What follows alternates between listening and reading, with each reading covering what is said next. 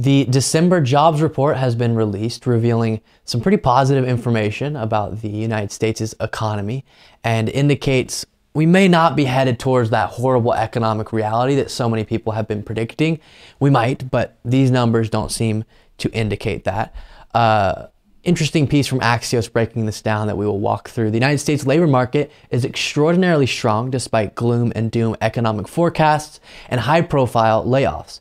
That is a takeaway from the December jobs report out Friday that was outstanding in subtle and not so subtle ways. The headline unemployment rate at 3.5% matched its lowest levels in decades. If you extend the calculation a couple more decimal places, University of Michigan economist Justin Wolfers points out it was 3.468%, the lowest since 1969, and then adds information about the jobs added and all of these different things. Even though we did see layoffs in the tech sector, overall some good numbers. And then you look at wage growth and how we could be headed towards a better reality on that front based on these numbers. Average hourly earnings rose by 0.3% in December and are up 4.6% over the last year.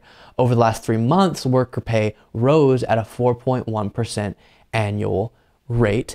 And then it continues on, but the gist of it is when you have wage growth, that doesn't matter as much if inflation is beyond that, if that makes sense. If the inflation is causing that increased wage to have less buying power because of inflation.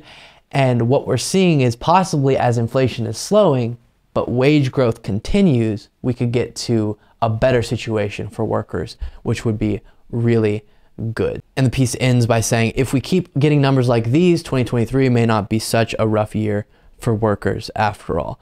And of course, it's always important to note, even within a really good economy by the metrics we traditionally use, there are still all the problems that we talk about day after day. And so much action needs to be taken, no matter how good the economy is by this type of analysis, to address issues that we have within our economy. Absolutely.